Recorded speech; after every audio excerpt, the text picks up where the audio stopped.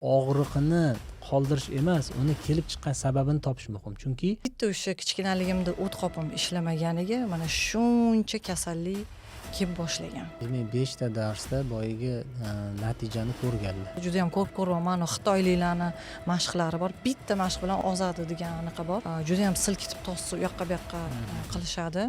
Ko'rmadimki, bironta shu osteoartroz yoki gonartroz suyak yemirilishidan kelgan odamni mushagi baqib turgan. Assalomu alaykum kuzatuvchilar. Bugungi Neyrobalans podkastimizning aziz mehmoni Sabina Po'latova, yoga trener. Ko'plab yillardan beri og'ir kasallik bemorlarni dori-darmonsiz hayotga qaytishiga sababchi bo'lib kelyaptilar.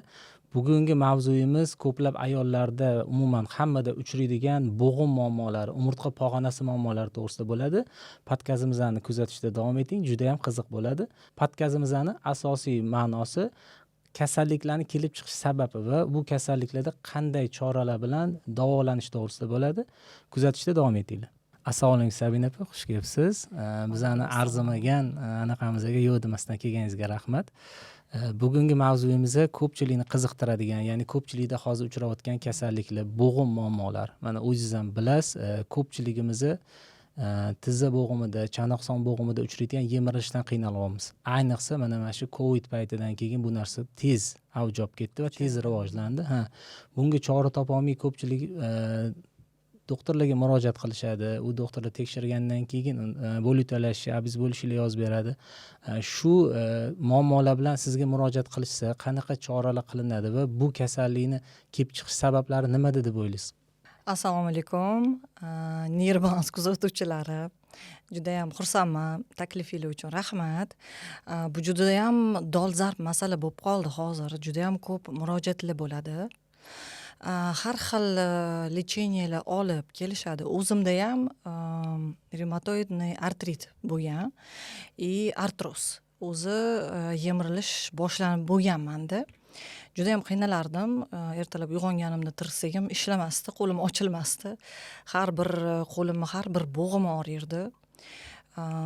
Nimadir ushlashga, bosishga qiynalardim. Tizzam og'rib qolardi kechqurun. Masalan, lecheniyalar olib ko'rganman. Har xil mayzlar suriladi, dorilar ichiladi. Lekin menga yordam bermagan. To'g'risi, keyin 10 ming qadam yurish deganda, men 10 ming qadam ham yurib ko'rganman, mazamni qochirardi. Chunki bo'g'imlarim sog'lom emas edi. 10 ming qadam yursam kuchayardi, kechqurun cho'lg'onlanib qolardim. Buni sababi o'zi men buni tagiga yetganman endi.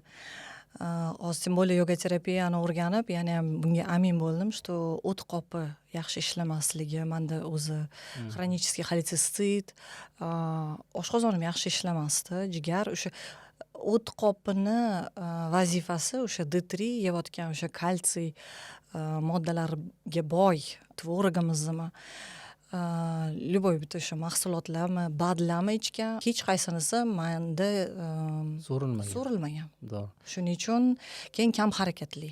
Demak, jir rastvarimiy moddalarni o't qopi tanaga so'rilishiga yordam beradi. Demak, sizda o't qopida muammo bo'lgani uchun bu narsa yaxshi so'rilmagan, o'z navbatida suyaklaringiz mo'rtlashishiga olib kelgan.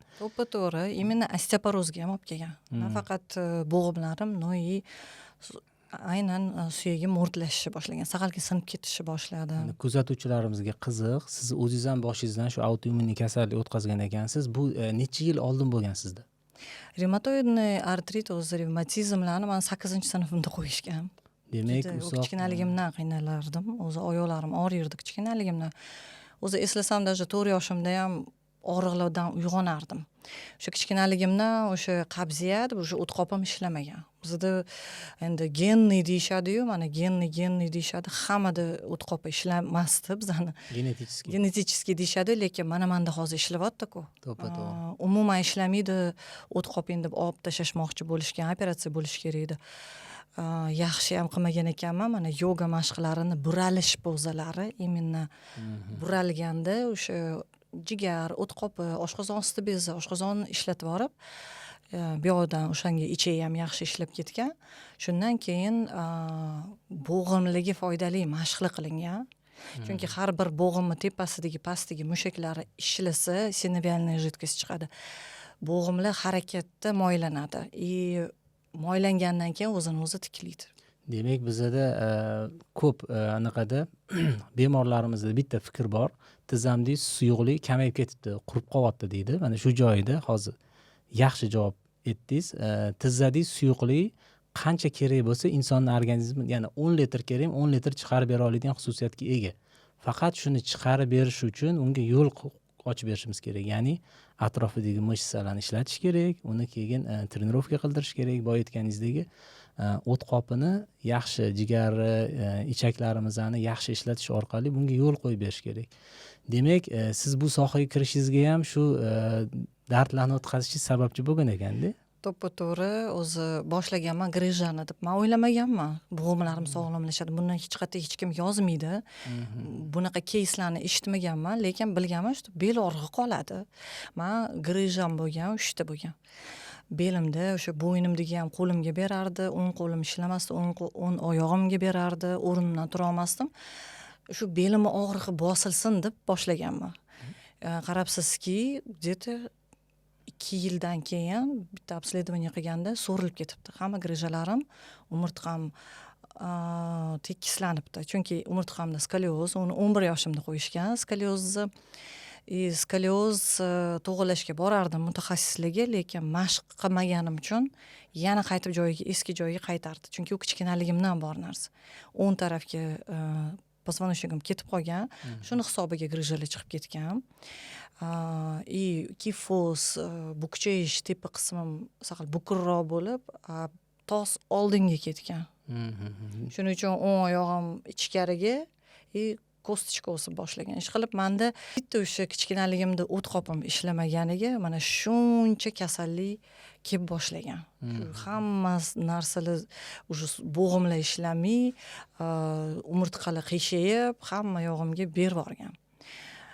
Demak, skoliozni, ya'ni umurtqa pog'onasida rivojlanishi, keyin mana umurtqa pog'onamiz bizani nima deydi, stabilizator позвоночныйimiz agar nuqson bo'lsa, demak u oyoqlarimizga beradi. Keyinchalik tas qismimizni o'zgartiradi, bo'yin qismimizga berishi mumkin. Demak, bitta shu umurtqa pog'onasini sog'lomlashtirish orqali butun tanani tiklash imkoniyatiga ega. To'g'ri, mana o'zingiz bilasiz, hamma shifokorlar bilishadi. Shu umurtqani ichidan qanaqa qon tomirlar, orqa miya, hamma nerv tolalari qancha joyga impulslar berib, juda bizga kerakli ichki stolpimizda, bizani tayanchimizda bu. Bu qiyshayib ketgandan keyin hamma yo'lga berib yuboradi. Keyin umurtqa pog'onasida oziqlantiradigan asosiy qon tomirlari yo'q deyshadi. Umurtqa pog'onasini asosiy shu atrofidagi mushaklar, paylarni ishlatish orqali oziqlantirish mumkin. Oziqlantiradi. Biz nima qilamiz? Biz u joyga dori ukol qilamiz yoki dori ukol ichamiz, keyin yotamiz. Qimirlamaymiz. Harakat qilmaymiz. Demak, kam harakatlik boyi kasalliklarimizning rivojlanishiga yoki agar sog'lom yurgan bo'lsak, kasal bo'lishimizga olib kelar ekan. Endi sizning tajribangizda shu yogaga sizga murojaat qilib kelganlarda asosiy qanaqa holatlarda sizga murojaat qilib kelishadi? Xudoga shukr, hozir juda ko'p nevropatologlar, doktorlar, travmatologlar yoki ortopedlar ham yuborishyapti. Ayollarda juda ham hozir ko'p ko'ksa artrit tizzada ham. Shunaqa mashq qilib beraman. Uni saqal nima deydi, ehtiyot bo'lib mashq qilish kerak. Og'riq bosuvchini ichib kelish kerak emas, chunki harakatda baribir u tanada o'zligi yashashadi, ular bilishadi, shu harakatda og'riyapti, demak saqal qaytib, saqal chuqurmasroq bajarish kerak. Undan tashqari valiklar hamma moslashtirib, o'sha kirpichlar moslashtirib, yoga terapevtlar har doim individualniy podxod qiladi. Har bir odamga aytib turaman. O'sha kelgan ayollarga, tak bu mashqni qilmaysiz bugun. Bitta oyoqda hozircha turmaysiz, balansli pozalar qilmaysiz, chunki bitta oyoqda butun vesi, nagruzkasi hozircha tushmasin, keyin bemalol qilasiz, hali ko'rasiz deb. Juda ham ko'p. Masalan, mana yaqinda bir ayol keldilar, ular institutda dars berar ekanlar. Отпуск olib keldilar. Bumnovskiyda lecheniya olganlar, yaxshi bo'lganlar, yurib ketganlar, lekin bitta tizi oxirgacha bukilmas ekan. hozir aytaman, где-то 30-35 gradusga ochiq. Tizi oxirigacha bormaydi. Ishonasizmi, 3-darsda keldilar, qarang, oyog'im bukilyapti deb ko'rsatdilar, bemalol o'tiribdilar. Oyoqlarini yaqin qo'yib o'zlariga. Ular молодецlar, chunki kelmagan kunlari ham men aytgan mashq qildilar. Uyda ham qilibdilar. O'shaning uchun shunaqa zo'r effekt. 3-darsda shunaqa dedilar. Demak, orada yana 2 dars o'zlari uyda bajarganlar. Demak, 5 darsda boyagi natijani ko'rganlar. Ya'ni oyoqni buklanish hazilakam ish emas. Chunki bizga ham murojaat qilib kelishadi, oyoq qotib qolishidan, buklanish qiyinlashgandan tekshirib ko'rsak, boyagidek mishsada bo'lib chiqadi. Suyakni MRT qiladi. Suyakda buklashga xalaqit beradigan narsa yo'q. Lekin mushaklarini tekshirib ko'rsak, mushaklarini bittasi gipotonus holatda bo'ladi, bittasi gipertonus bo'ladi. Biz nima qilamiz? Shu mushaklarga keladigan nervlarni ochish orqali u joydagi stabilizatsiyani, qon aylanishini yaxshilaganimizda sekin oyoq qo'yib yubora boshlaydi. Sizni mashqlaringizda ham aynan shu mushaklarni bo'shatishtirish, bo'shatish bor. Demak, siz maxsus uslublar bilan tanadagi mushaklarni boshqarib, ya'ni rastashkalar qilib, cho'zib uni davolashga qaratilar ekanda barcha. Biz mashqlarni shunaqa o'zimni mualliflik metodim bilan biz nafaqat rastashka bo'shatadi, u yana ham yumshataveradi. Bizga ishlash kerak. Silovoylar qilamiz, juda ham yondiradigan mashqlar qilamiz, keyin tinchlantirishga rastashka kuni bor. Bir kun rastashka, сагал гормональный mashqlar, женский, более такой спокойный, а так har xil buralishli yoki silovoy mashqlar qilamiz. Yondirganiga o'sha bo'g'imlar qiziydi-da, moylanadi. Ko'pchilik hozir yoga desa, bundoq o'tirib olib, nafas olish mashqini qilish deb o'ylashadi, lekin mana eshitayotgan bo'lsanglar, yogada har xil mashqlar bor. Ya'ni silovoy mashqlar ham bor, cho'ziluvchi mashqlar ham bor. U individualniy, o'zini bemorlariga qarab, o'zini holatiga qarab turib buyuriladi. Yaxshi yoga terapevt buyuradi, faqat shuni ham inobatga olasizlar. Xo'p, yana holatlar. Skolioz holatlarini nimalar keltirib chiqarishi mumkin? Nima deb o'ylaysiz? Ichki organlardan tashqari yana qanaqa sabablari bo'lishi mumkin? Tug'ma bo'lishi mumkinmi? Skolioz ko'pincha men shunaqa uchratdim. Endi o'zimni bolalarim plus o'zimda bilsam, o'sha manualniy terapiyaga borganimda birinchi umurtqamni pog'onasi joyida emas ekan. U joyida bo'lmaganiga hammasini siljitib yuborgan. To'g'ri. Uni joyiga qo'yardi doktor. Mashq qil derdi, lekin nima qilmasdim. U paytda получается 31 yosh ekanman, shunaqa. Mashq qilmasdim, yana kelardim, yana joyiga qaytibdi derdi. Yana joyiga qo'yardi, u joyidan siljiganiga yana ketib qolardi umurtqam, yana joyiga qo'yardi. Keyin shuni tushundim, что umurtqani atrofidagi o'sha mushak korsetini trenirovka qilmasa, hammasi befoyda ekan. Mushakka ishlatish kerak. Mana siz ham har doim mashq qildingiz, doim. Qanaqadir mashq qilib yurasiz. Ko'pincha stranitsingizni ko'rdim, yoga mashqlari ham bor orasida juda ko'p. Xursand bo'laman. Chunki inson shunaqa fikr bor insonlarimizda. Men ko'p harakat qilaman, mehnat qilaman deydi.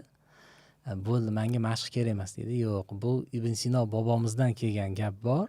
Mehnatlarimizni inson charchatadi. Mana shu qilayotgan ishlarimiz, bu nagruzka. Ser harakat bo'lamizmi, ko'p ish qilaman men deydi. Bu hamma qilgan mehnatimizni inson charchatadi. Lekin insonga quvvat beradigan narsa maxsus badan tarbiya. Agar shu badan tarbiyani qilmas ekanmiz, biz mehnat qilib yurimiz bo'ldi, shu bizga o'tadi deb o'ylasak, bu xato fikr hisoblanadi. Chunki o'tda mehnatni mana shuni qilib qo'ymasam bo'lmaydi deb qilar ekanmiz-da, o'tda g'oya ham ketadi miyada. Badan tarbiyani men sog'lomlashishim kerak deb qilar ekanmiz. Mana farqi. Bu yerda ham o'ylashda ham farq bor, harakatlarda ham farq bor. To'g'ri. Mana shu ikkita tomonlama ta'sir qiladi. Mehnatda biz hech qachon simmetriyani соблюдать qilmaymiz. Ya'ni bitta qo'lda ko'taramiz, bitta qo'lda pылесосlaymiz, sipirishda ham bitta qo'lda, chunki o'ng qo'l, kim chap qo'lda, tavsiya bergan bo'lardim kelinlarga. Ikkita qo'lda bir xilda bajarish bo'lib qoldi. bir xilda yig'ishtirish, ishlash. ishlatish, oyna artsa bitta qo'lda. Chunki o'shaning uchun bir tomon gipertonus bo'lib qoladi, bir tomon bo'shashib ketadi. Shuning uchun siljib o'ziga mushak shunchalik kuchli narsa ekan, shunaqa bir tomonli ishli qilishsa, bir xillarda ko'raman, bir xil ayollarni bolasini tos qismiga qo'yadi, o'zim ham shunaqa qilardim, to'g'risi. Shundoq qo'yib olardim, bu yoq tarafga qo'yar ekanman, o'ng qo'lim bilan ovqat qilardim, o'ng qo'lim bilan nimadir ish qilib turardim. Bitta tarafim nagruzkada shu qiyshayib, tos qismini bu yoqqa chiqarib, bolani osib qo'yib, shu bilan har doim bu bir martalik emas-ku, har kuni shunaqa qilganmiz. Shuning uchun siljishlar, mana shunaqa disfunksiyalar ketadi. Paydo bo'ladi. Bo'ladi. Bizga ham ko'p murojaat qilib kelishadi. Misol uchun bo'g'im muammosidan kelib chiqadigan bo'lsak, hali ko'rmadimki, bironta shu osteoartroz yoki gonartroz suyak yemirilishidan kelgan odamni mushagi baquvvat turgan. To'ppa-to'g'ri, o'chib qoladi. Chambarchas bog'liq. Mushakni kuchaytirmaguncha, mushakni trenirovka qildirib yoki uni o'sha qisilgan nervlarni ochib joyiga qo'ymaguncha bo'g'im kasalligidan qutulish imkoni yo'q desa ham bo'ladi. Chunki bironta odam ko'rmadim, bo'g'imda muammo bor, lekin mushagi kuchli bo'lib turgan. Bizani o'zimizning sohada maxsus test bor, shu pediatr kinezologiya uslubida, o'zingiz ham ko'rgansiz. O'sha testlar orqali tekshirganimizda bo'g'im kasalliklarida tizzani ushlab turadigan, misol uchun gonartroz bo'lsa mushaklar bo'sh chiqadi. Chanoq muammolarida тазобедренный sustavga bog'langan прямой мышца deymiz, ягодичный barcha mushaklarda bo'shashlik kelib chiqadi. Demak, o'z navbatida mushak bo'sh bo'lgandan keyin u joyda qon aylanishi buziladi. U joydagi suyaklarga nagruzka ko'payib ketadi va o'z navbatida yemirilish olib keladi. Mushak bo'shligi ikkita ta'sir qilar ekan, o'rganib chiqishimizda. Birinchisi qon aylanishini buzilish orqali ta'sir deymiz. Chunki qon aylanishi buzilsa, suyakka keladigan oziqa yaxshi yetib kelmas ekan. To'ppa-to'g'ri. Keyin o'z navbat suyak mo'rdalashadi. Ikkinchi ta'siri insonni tanasini bosimi bir xilda taqsimlanmaydi. Ya'ni biz tikka turganimizda oyog'imizga bir xilda bosim tushib turish kerak, bitta oyog'imizni hamma tomoniga bir xilda turish kerak bosim. Ya'ni tizzani misol qilib olsak, tizzamizni agar bir tomonida mushaklar gipertonus, bitta tomoni gipotonus bo'lsa, imенно gipertonus bo'lgan tarafi yemirilganini kuzatamiz. Ko'p mana o'zingiz ham ko'rgan bo'lsangiz, shikoyatlar keladi. Gonartroz deydi, og'riq qatingizda desangiz, tizzani ichki tarafini ko'rsatishadi. Nega desa, o'sha ichki tarafida menisk jarohati aniqlangan bo'ladi. Bizni tekshirsak, ichki mushak gipertonusda bo'ladi, tashqari tomondan tortib turadigan gipotonus, bo'shash holatini ko'ramiz. Demak, bosim ikki xilda tushgani uchun bir tomonda boydagi meniskda jarohat paydo bo'lgan bo'ladi. Keyin nima qiladi? Uni sirazi bo'lib talashi qilinadi.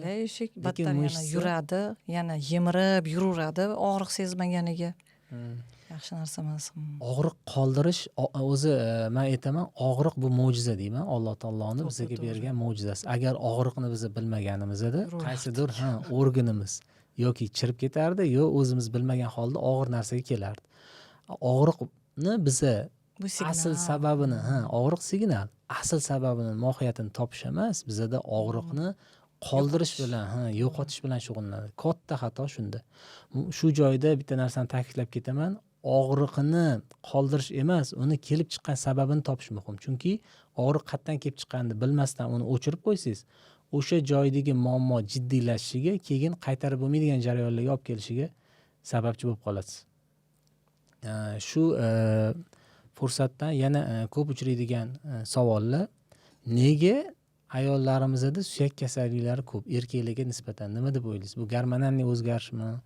Gormonal o'zgarish ham, chunki mana estrogen tushib ketsa, srazu mo'rtlashishga olib keladi, bo'g'imlarning og'rig'iga, o'zi gormonlar o'ynab ketishi ham mana shu organizm o'zi bitta sistemada, u yaxlit tizim, u bitta yo'g'iga bu yo'g'iga ishlab bo'lmaydi-da, butun tana bilan ishlash kerak. Menga juda ham ko'p aytishadi. Yo'q, men tizzam og'riyotdi, menga tizzamga mashq bering dedi. Bitta tizzasiga men mashq berishim kerak ekan. Yo'q, siz hamma yo'g'iga ishlang. Va-per, gormonlarni yoga bilan to'g'irlab olasiz. Undan tashqari shu o't qopi, oshqozon ichki tizimini, metabolizm, mana shu modda almashuvni yo'lga qo'yib olasiz, hamma bezlarga ta'siri bor, shunaqa mashqlar bor, hamma bezni aktivatsiya qilib beradi.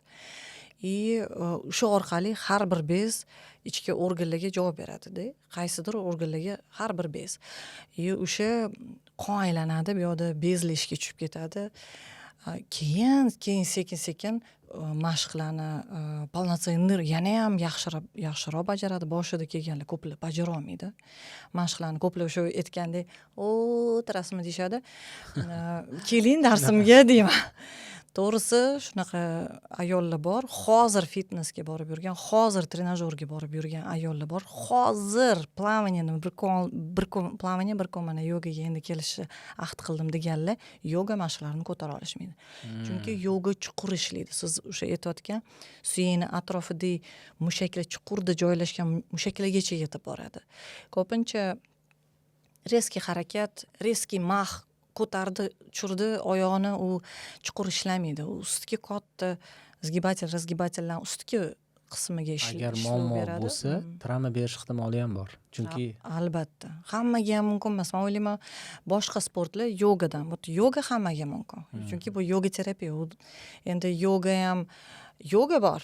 Например, silovoy yogalar bor, har xil ashtanga yoga masalanda, u faqat silovoy siz bilan gaplashib o'tirishmaydi ham, nima sog'lig'ingizda masalalar bor, u masalan kuchaytirib yuborishi mumkin. Masalan, o'sha bo'g'imdagi masalalarni demak, yoga bilan shug'ullanish boshqa, yoga bilan davolash boshqa. Yoga terapiya saqal boshqacha. Saqal yoga terapevtlar o'zi biladi. Bu mashqni bunaqa qilishing kerak. Masalan, mana shu tos bo'g'imini ishlamayapti ayollar. Men shuni kuzatdim. O'zim o'quvchilarimda bo'ldi. Tos bo'g'imi ishlamayaptimi? Jenskida kasali bor. Chunki qon aylanmaydi. Tos bo'g'imi ishlamagan odam tinmay o'tiradigan, yo faqat yuradi, o'tiradi, yotadi, bo'ldi. Boshqa hech qanaqa mashq yo'q. U uy ishlari nagruzka, naborot, og'ir ko'taradi, har xil problemalar. O'sha mioma, kista, adenomiozlar, endometriozlar, har xil jenskiy gormonalniy kasalliklar hammasi o'sha ayollarda tos bo'g'imi точно yaxshi ishlamaydi. Demak, doriga yugurmasdan oldin mana shu yoga terapiya mutaxassisiga murojaat qilib, buni bartaraf qilish imkoni bor. Bizda hozir chanoq sonida mioma yo'q, qanaqadir kasallik bo'lsa, o'rganib qolganmiz, sirazi antibiotik yoki gormon terapiyaga o'tib ketamiz. Demak, buni ildizini topib turib, hech qanaqa dorisiz davolash albatta doktorga borish kerak, chunki уже o'tib ketgan bo'lishi mumkin. Masalan, o'sha miomalar razmerini sraz so'rayman. Masalan, razmeri kattaroq bo'lsa, yana ham ehtiyotroq qilib mashq qilib beraman, chunki press o'sha nima deydi, baribir hamma ayol chiroyli bo'lgisi keladi. To'g'ri. Qomatini chiroyli qilgisi keladi. Qoringa mashq bering deb turib olishadi. Yo'q, qoringa sizga mashq hozir mumkin emas. Masalan, o'sha odam fitnessga borsa yoki arab raqsiga borsa, reski harakatlar yoki qanaqadir ichki o'sha brюшное давленияni oshiradigan mashqlar qilsa, yorib yuborishi mumkin. U katta bo'lib ketgan bo'lsa особенно. Shuning uchun reski harakatlar juda ham ko'p ko'raman. Xitoyliklarni mashqlari bor. Bitta mashq bilan ozadi deganiga bor. Juda ham silkitib tosib u yoqqa bu yoqqa qilishadi. Juda pastdan grizhalar chiqib ketishi mumkin. Даже appendix yorilib ketishi mumkin. Shunaqa menga qizlar yozishgan. Men yozganman. Kim mana shu mashq qilgan, nima asorat ko'rgansizlar deb bir stories qo'yganimda ayollar yozishadi. Shu xitoyliklarni mashqini qilib, o't qopim pristup berib, toshim anaqa bo'lib pristup bergan, reski harakatda, chunki toshni siljitib yuborgan. Miomam yorilib ketgan degan bitta ayol matka tushib ketgan dedi. Что oldirishgan. Shunchalik darajagacha tushganda, o'zi ko'tarib bo'lmaydigan darajada. Yozishgan ayollar bor. O'sha appendix yorilgan, mana shunaqa grizham chiqib ketib, yura olmay qolganman ertasiga deganlar bor. Shuning uchun birinchi qanaqadir sportga borishdan oldin albatta обследование mutaxassisga borish kerak. Хотя бы o'sha razmerlarini bilish kerak. Men ham grizhanni ham razmerini so'rayman. Masalan, уже katta bo'lib ketgan bo'lsa, 13 bo'lib ketgan bo'lsa, unga individual podxod kerak. U gruppada shug'ullana olmaydi, u bilan o'zi bilan ishlash kerak. Kichkinaroq bo'lsa, o'sha 4, 5, 6 bo'lsa, bemalol gruppada shug'ullanaveradi. Masalan, miomani ham santimetrini o'sha haftasini so'rayman. shunga qarab doktorga обязательно boring deyman. Agar katta bo'lib ketgan bo'lsa, birga ishlaymiz deyman. Rostdan ham shunaqa keyslar bor, miomali yo'q bo'lib ketadi.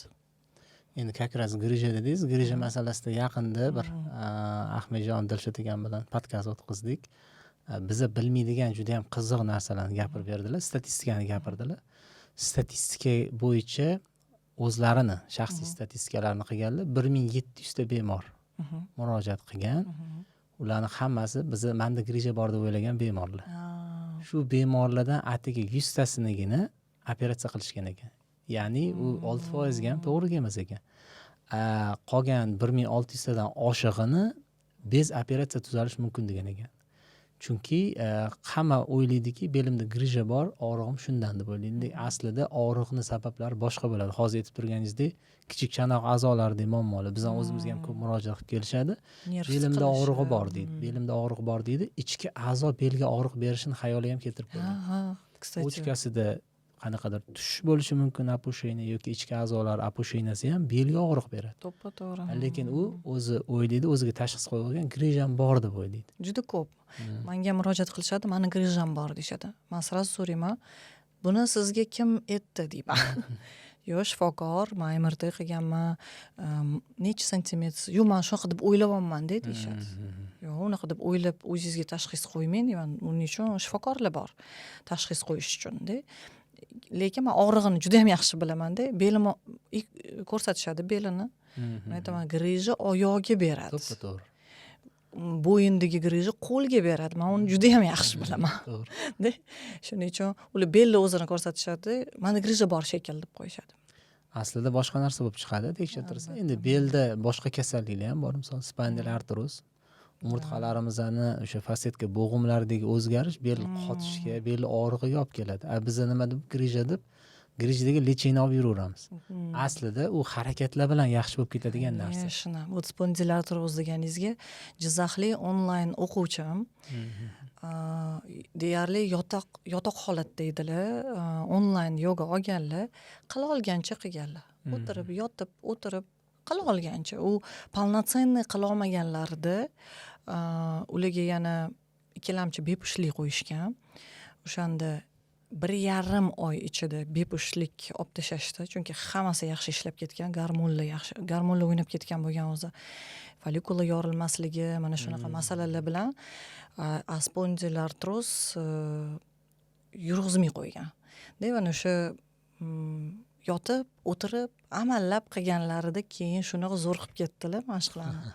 Даже bir televideniyega anaqa berganlar. Как отзыв yoga to'g'risida-da. Qanchalik ularga yordam bergan. Demak, tanamizdagi mushaklarni boshqarish, undagi gipertonus, gipotonus holatini normaga keltirish, mashqlar bilan ham keltirsa bo'ladi-da. Butun ichki organlarni faoliyatini yaxshilaydi, qon aylanishi, qonni bo'g'imlarimizga yetib borishi, suyaklarimizni kalsiy bilan ta'minlanishini yaxshilaydi. Ichki organlarning faoliyatini ham yoga orqali полноценный yaxshilasa bo'lar ekan. Albatta.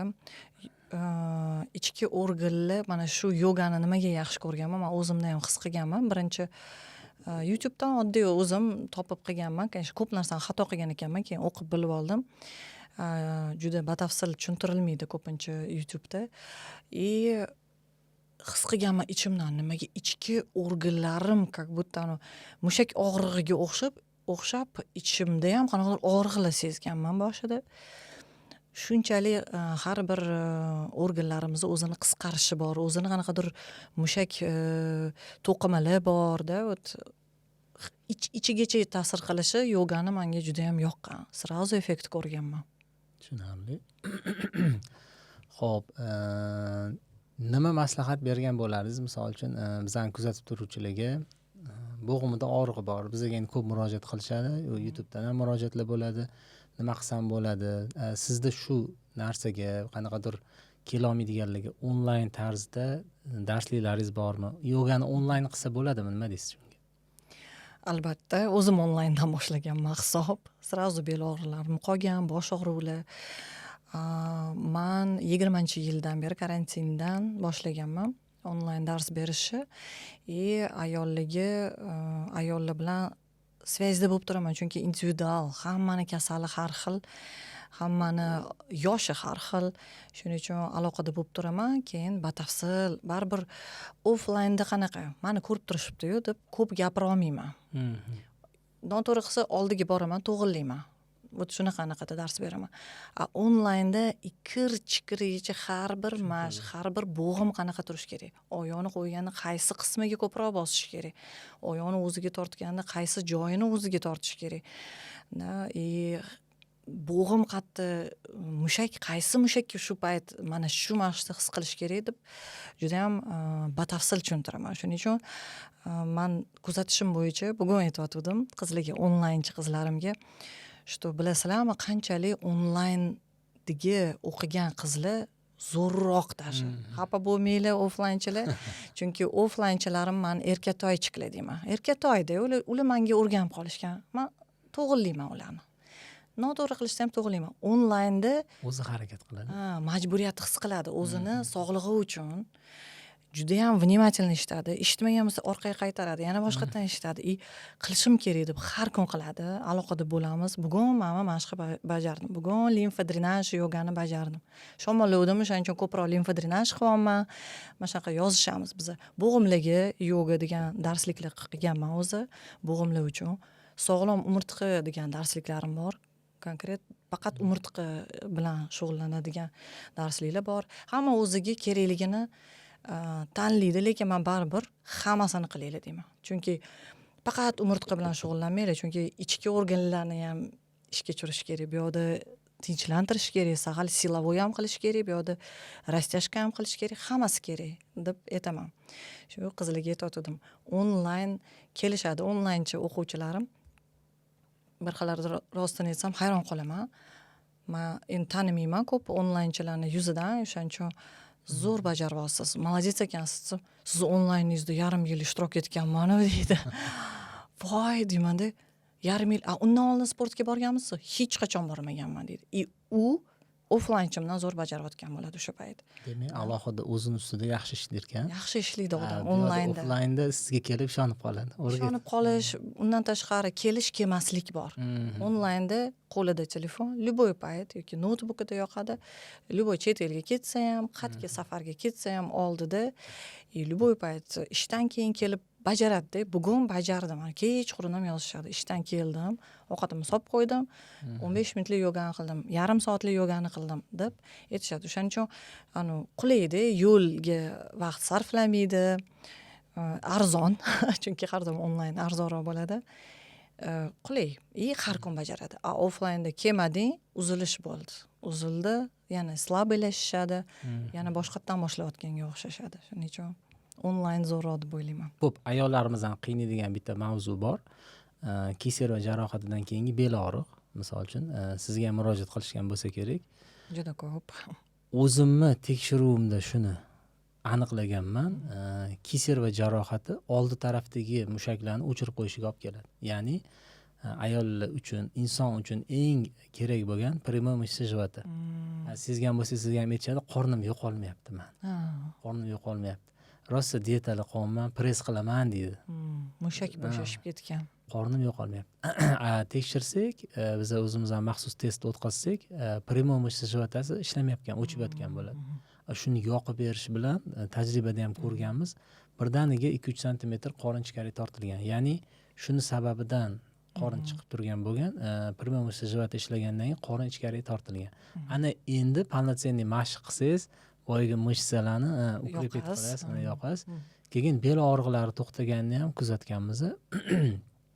Chunki shu keser va jarohati bevosita belimizga og'riq beradi. Chunki oldi tarafdan qorin mushagi inson ushlab tursa, orqa tarafdan bel mushagi.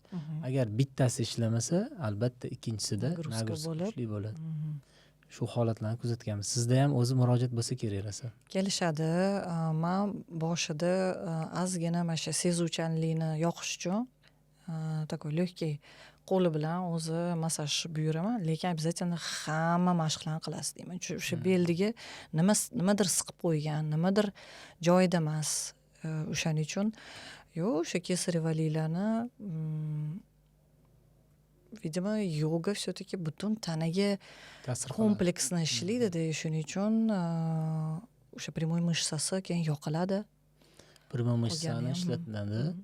Beldagi boy напряжение kamaytiradi. Напряжение ketadi. Belimda og'riq qoldi degan bu birinchi отзыв har doim mana kelishadi ayollar. Belimda, bo'ynimda og'riq qoldi deyshadi boshida. Keyin sekin-sekin yana unaqa bo'ldi, bunaqa bo'ldi, bunaqa bo'ldi. Уже analizlarni olib kelishyapti. Mana shu analizni men nima dorilar ichmaganman, nima doktorlarga bormaganman, bilasizmi deb. Yaxshi zo'r. Endi deylik yogada men o'zim mana yogadan mashq qiladigan odamlarni tekshirib ko'rdim. Keyin mashq qilmaydiganlarni tekshirib ko'rdim. Men bitta anaqamni aytib ketaman shu yerda, chunki bemorlar murojaat qilib kelishadi. Bir erkak kishi keldi, yoga bilan shug'ullanar ekan. Shu narsaga amin bo'ldimki, yoga bilan shug'ullangan inson tanasini eshita oladi.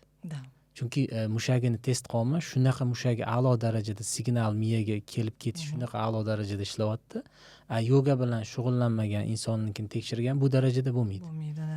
O'zim hayron qoldim. Birinchi tekshirdim, chunki erkak kishilar kam shug'ullanadi. Mushaklaringizni dedim, ishlashi, mushaklaringiz tonusi boshqacha sizda dedimda, qolganlarga nisbatan. Keyin o'zi aytib qoldi, bir kasallikka uchragandan shu yoga bilan shug'ullanib bartaraf qilgan ekan.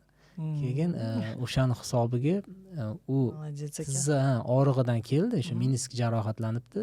Menisk endi qattiq travma olib jarohatlangan. O'shani ishlab berishim davomida shuni sezdim, mushagi boshqacha bo'ladi. Ya'ni yogada inson tanasini eshita olar ekan. Ya'ni har bitta mushagini, har bitta ichki a'zosini eshita olar ekan. Boshqa sportlarda bu narsa o'rgatilmaydi. Chuqur emas, mushaklar chuqur ishlanmaydi-da. O'sha yogani men shuni tushundim, chuqurda joylashgan mushaklargacha yetib boradi. Har bir mushakka. Mana siz oldingizga travma bilan kelganman. O'tgan yili katokda yiqilib, ключицам chiqib ketib, birinchi rebro joyida emas edi. Shu travmamni bir yilcha har xil mutaxassislarga borganman.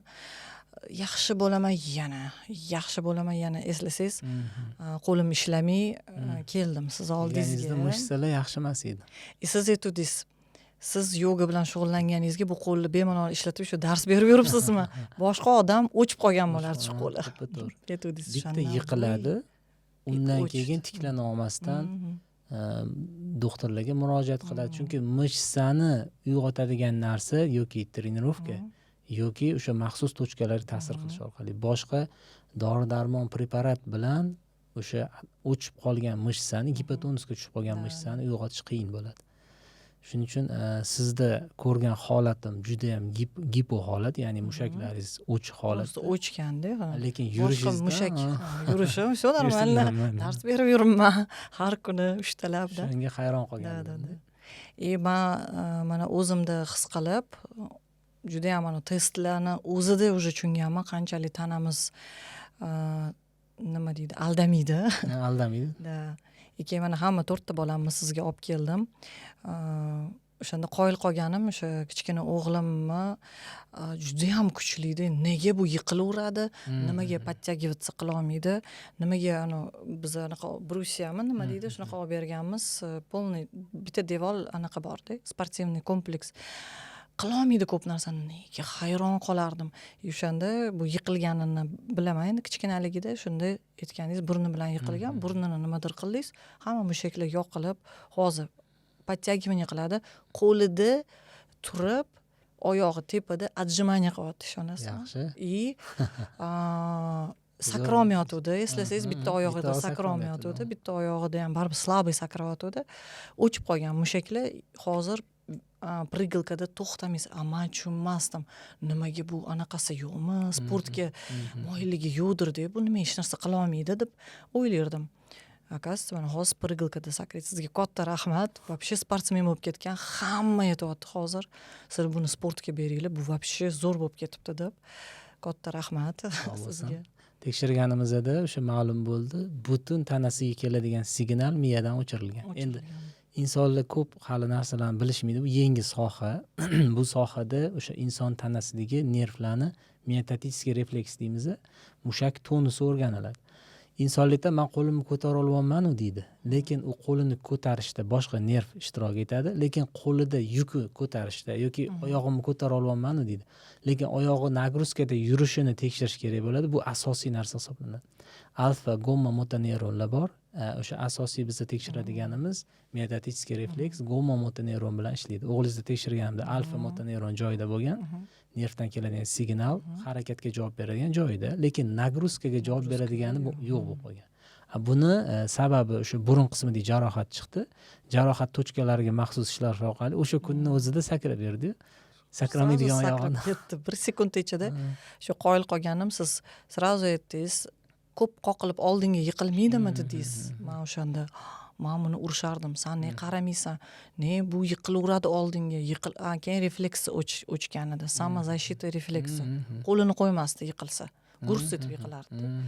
O'shani aytganingiz mana hozir zo'r gruppirovatsiya qilyapti. Juda ham sportivniy bo'lib ketdi. Shuning uchun men o'ylayman, что hamma sportsmenlarni sizga olib kelish kerak.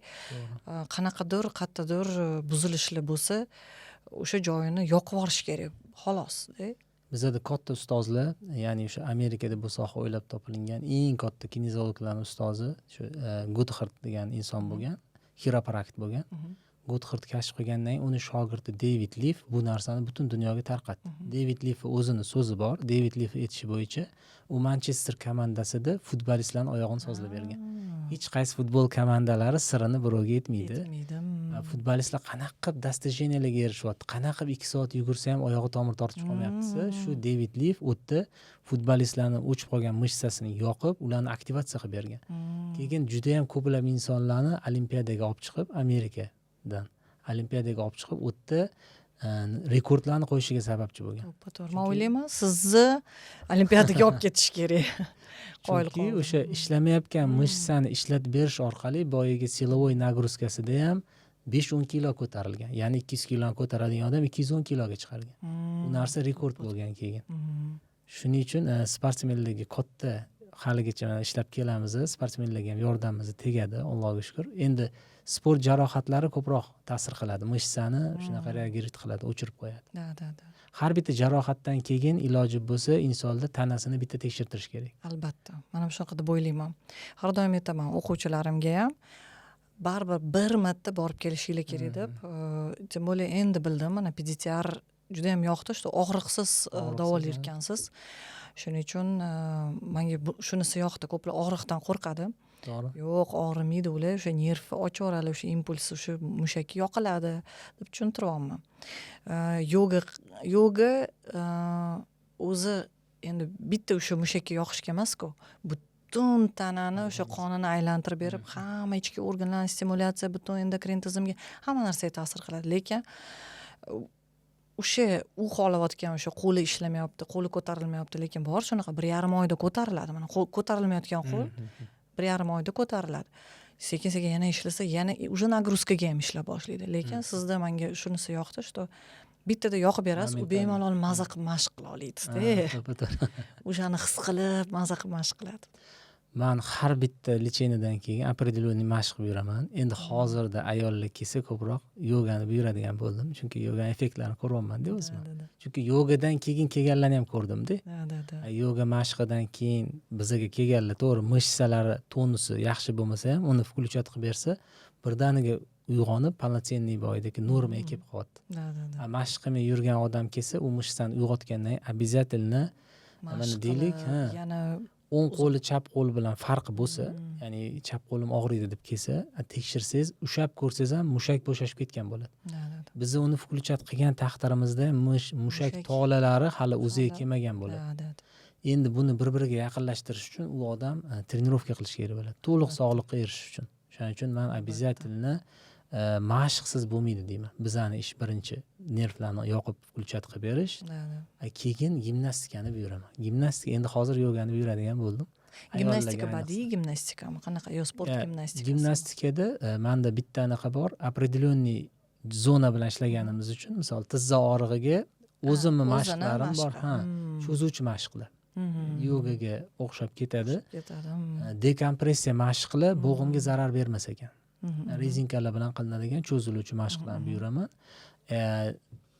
Vроде бы yoga qilsa ham bo'ladi. Chunki yogada nagruzka yo'q-da.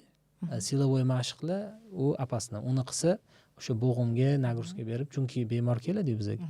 Sportsmenlar kelsa, chunki sportda chiniqqan mushaklari bo'lsa, ular o'zini mashqini qilaveradi. Yogada endi mana shu tizzasini aytsa, gрамотный yoga terapevt aytadi. To'xta, asimetrichni mashqlar qilmaysan, bitta oyoqda qilmaysan, balansli qilmaysan demak, hozircha faqat hamma mashqni ikkita oyoqda qilasan. Og'irlashtiruvchilar ishlatmayman sizga deb mana shunaqa qilib, keyin yengillashtir. Masalan, o'zini ushlab turish kerak bo'lsa, osil deyman masalanda. Kirpichlarga osiling, devorni ushlang qilib, shunaqa mashqlar qilamizda. O'shanga keyin sekin-sekin ras ko'rasiz. Qila olmayman, qilmay turing, siz уже bir oyda qilib ketadi, ko'rsangiz. Effekti bo'ladi. Effekti sразу biladi. Kuzatuvchilar, mana bizani kuzatganingiz uchun rahmat. Xulosa shundaki, demak, bo'g'im kasali bo'lasizmi, umurtqa pog'onasi muammodisi bo'ladimi sizda? Обязательно birinchi mutaxassisga murojaat qilib, mushaklar tonusini tiklatib, keyin постоянный mashq qilish kerak. Inson sog'lig'ini tiklash uchun emas, sog'lig'ini asrash uchun qilish kerak. Endi sizda sog'lig'ingizda muammo bor. Demak, siz sog'lig'ingizni tiklagandan keyin mashq bilan uni mukammal qilishingiz kerak bo'ladi. Kimki mashq qilmas ekan, yana doktorlarga murojaat qilib, oshiqcha pulni sarflab yuraveradi. Men ham bemorlarimga aytaman, mashq qilib keling deyman, keyingi gal kelganda mashq qilmagan bo'lsa, keyin pul to'g'risida gapirgandan keyin, bo'ldi, men mashq qilaman. Qayta kelishni xohlamasangiz, sog'lig'ingizni mukammal qilishni xohlasangiz, обязательно sportni tanlab, men hozirda ayollarga tavsiya qilaman, bemalol yogani tanlab, yoga bilan muntazam shug'ullanib yurish kerak bo'ladi. Bitta narsani aniq ayta olamanki, bizani tanamiz komil yaratilgan. Tanaga qon aylanishini yo'lga qo'yib tursak, o'zini tiklash xususiyatiga ega. Uzoq umr va aktiv hayot. Uzoq umr deganda prosta yashash emas, aktiv hayotni his qilib yashamoqchi bo'lsa, loqal kuniga 15 minut, yarim soat yoga mashqlarini qilish kerak deb o'ylayman. Tavsiyalaringizga qo'shilaman. Agar sizga yoga terapiya bo'yicha qiziq bo'lsa, ya'ni tanangiz sog'lig'ini tiklamoqchi bo'lsangiz, bu joyda mana Sabina opamning nomerlarini qoldiramiz. Shu raqamlarga murojaat qilib bemalol ma'lumot olishingiz mumkin. Keyingi podkastimiz qaysi mutaxassis bilan bo'lishini xohlasanglar, shuni kommentariyada yozib ketinglar. Iloji boricha shu kommentariyaga qarab podkast o'tkazishga harakat qilamiz. Taklifimizga yo'q demasdan tashrif buyurganingiz uchun rahmat. Manfaatli suhbat bo'ldi deb o'ylayman. Rahmat. Juda ham maza qildim, ko'p informatsiyani yana bilib oldim sizdan. Ajoyib suhbat bo'ldi. Hammaga sog'lik tilayman. Rahmat, sog' bo'ling. Sog' bo'ling. Xo'p.